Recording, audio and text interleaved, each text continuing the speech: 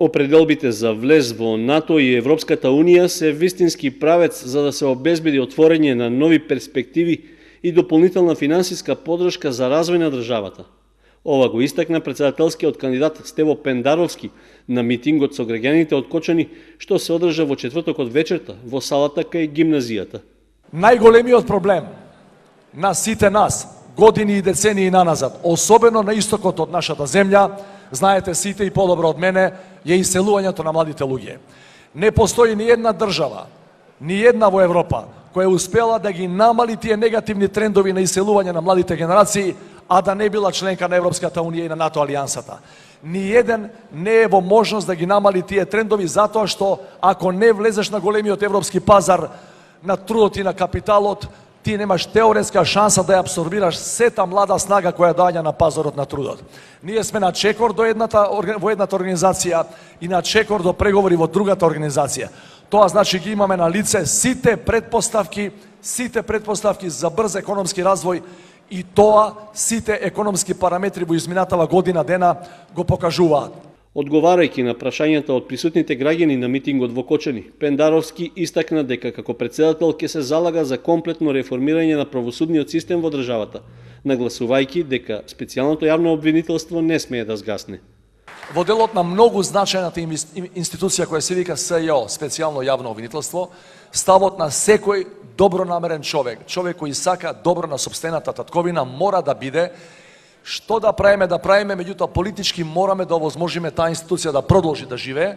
Ја ви уверувам дека тие 2/3 после изборите ќе бидат најдени не затоа што Европа го бара од нас, туку затоа што сите ние сме должни пред нашите деца, пред новите генерации да покажеме дека ова е навистина правна држава, дека кој постапува спротивно на закон ќе одговара.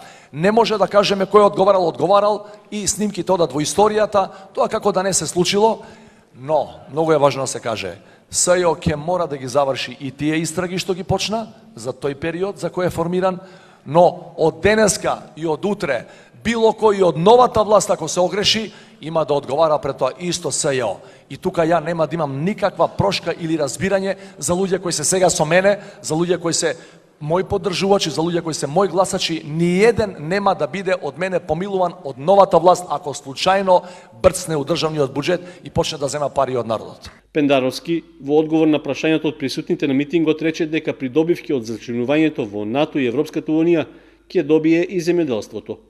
Ние кој ќе влеземе тамо, спрема популацијата и спрема земјоделските површини, од тамо ќе добиваме субвенции за развој на одредени гранки во земјоделието. Сега, по последната статистика, имаме околу 120 милиони евра кои владата ги дава на годишно ниво за различните сектори во земјоделието.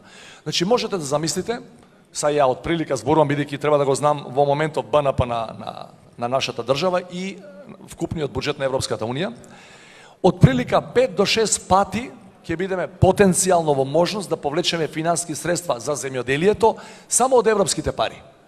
Зошто го прават тоа? Затоа што Европската Унија не сака да има екстремно богати и екстремно сиромашни региони и држави во својот состав. Вели, мора да има рамномерен развој. Затоа дава повеќе пари на оние што се помалку развиени, помалку пари на оние што се повеќе развиени. Значи, ние би имале огромна шанса со паметна политика, со предлагање паметни проекти, да повлечеме многу пари од европските фондови, освен она што владата наша домашна, ова или некоја идна, ќе го дава како стимул во тој сектор. Претходно, Пендаровски во текот на денот имаше средби и со граѓаните на Виница и Зрновци, каде истакна дека ако биде избран за председател, за него сите граѓани ќе бидат еднакви, без разлика на политичката, верската или која била друга припадност.